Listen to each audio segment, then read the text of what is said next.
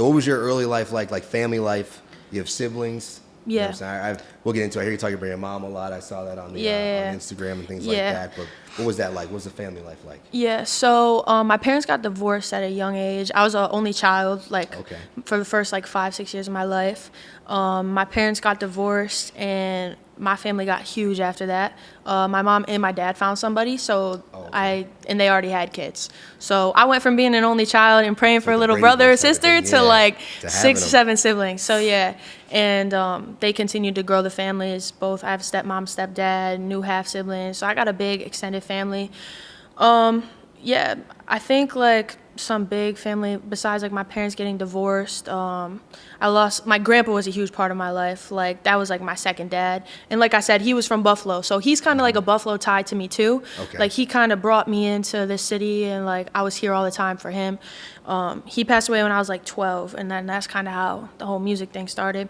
But yeah, my family's important to me. I think with me doing what I'm doing and just them being able to support it because I know what I'm living this crazy dream and it's not easy as a parent and family to see your kid do something like that's different. I get that. So their support means a lot to me and it just like makes me want to push even harder to prove to them that I can really do this and like do it for not just do it for them in a sense, do it for me too, but more or less like for their support. Like I feel like it earned that, you know what I mean? Yeah. Well, it makes a huge difference when you have the support, especially in a profession or realm like this, because like a lot of people are like doubt. Like I've made beats for a long time, and I remember I showed my dad one time, and he was like, "Well, you better go to college." Yep. When I showed him the beats, he was listen. I got that. I got that whole speech, and I get it because I think like at first it was just kind of cute. Like I was really young when I started rapping, and it was just like the idea of it was kind of out of here, like, what are you doing? Like, you know what I mean? But they supported it. Fun. But when I started to take it serious, I think that's when everybody got a little scared. They're like, okay, wait, what are you doing? What are you doing? Because I'd be like, no, I'm going to perform here. I'm going to this studio. Like, I got this locked in. And they're like, whoa, you know what I mean? But once the numbers start coming in and there's like, you know, stuff starts popping off and you just have to prove it. Like, that just gives you another point to prove. You know what I mean? Same thing with making beats. It's like, that's the thing with me is like doubt and question is my biggest motivator. Like, I like it when I don't want everybody to love me because then I would have no reason I'd have nobody to prove wrong. You know?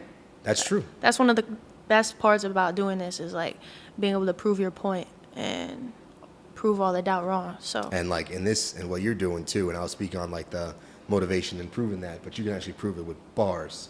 Right. Which is different. With your art, like what you love. Yeah. That's what, Which is one of the most fun things you can do. Yeah. Is like prove it like, well, you know, you can't tell me I'm not nice with this. Right. You know? That's one thing you can't say. You can't say. I'm not nice with it, right. Which is the whole point. Like you don't have to agree with anything. You don't even have to agree with what I'm saying, but you can't tell me. That's what I'm saying. I always say that my biggest thing is like I want respect from people. I don't even need people to like me. Like I don't need people to be like, yeah, I'm going to be bumping Leale.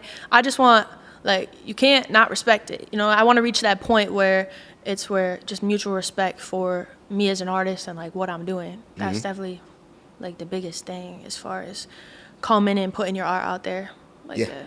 Yeah. Absolutely. You said your grandfather died when you were 12. Yeah. And he was a big influence on you with the music. Yeah. Now that's like 12 is like I have to go back to my ages because you know I sound old, but that's probably what like is that like 6th, 7th grade?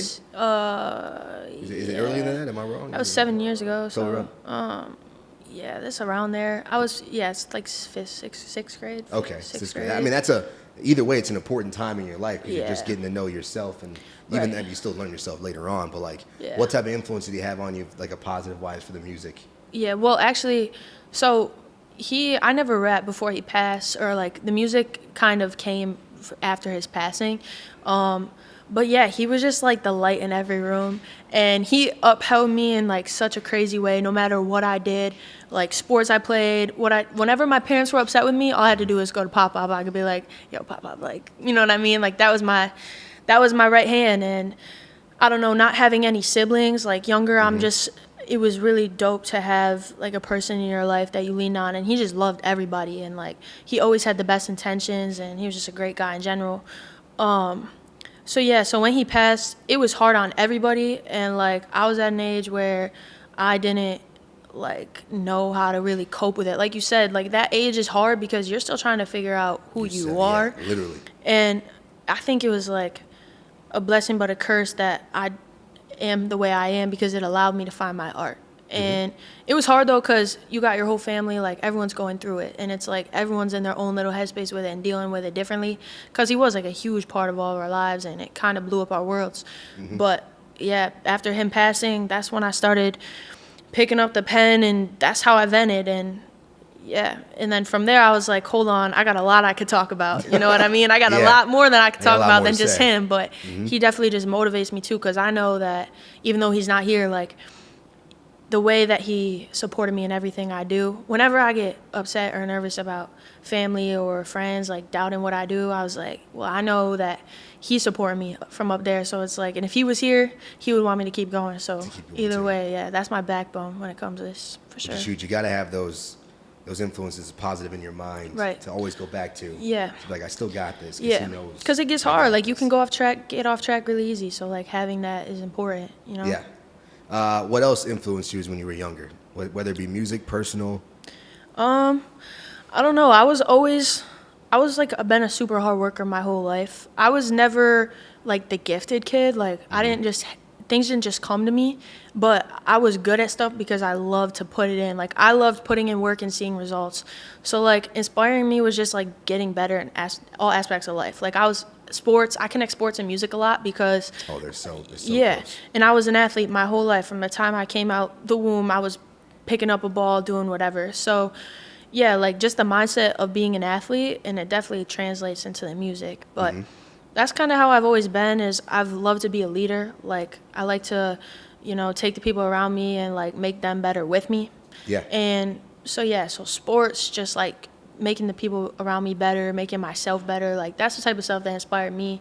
So yeah, so that's why the people that I did surround myself with were really important, and I didn't realize that. You realize it more as you get older. But yeah, so just getting better and like seeing outcomes from my work is like so important to me. Which is super important at a young age to realize too, because I was probably like 20. I realized hard work obviously pays off, right? But working hard was not I wasn't doing that hard until I was like 27. This fly is loving me. I know, I was about to say. It's like I'm really feeling himself. He's like, hey, I'm gonna smell good or something. But that really hit me. So like, where do you think you got that from? And knowing that as an early age to really work hard and have the work ethic. Yeah. Man, I don't know. I think my dad, like when I started playing hockey, everyone thought my dad was like the toughest dad in the world, right? Because everyone's going out and having sleepovers with their friends and this. I got a hockey game in the morning, like I'm staying up that night and taking 500 shots in the garage. Like you know what I mean? My dad instilled like a mindset in me with sports at a young age. Just like the 10,000 rule, like stuff like that. Like, hours, yep, that was his mentality about everything. And I kind of put my own spin on it as I became my own person, especially as I transformed into my music.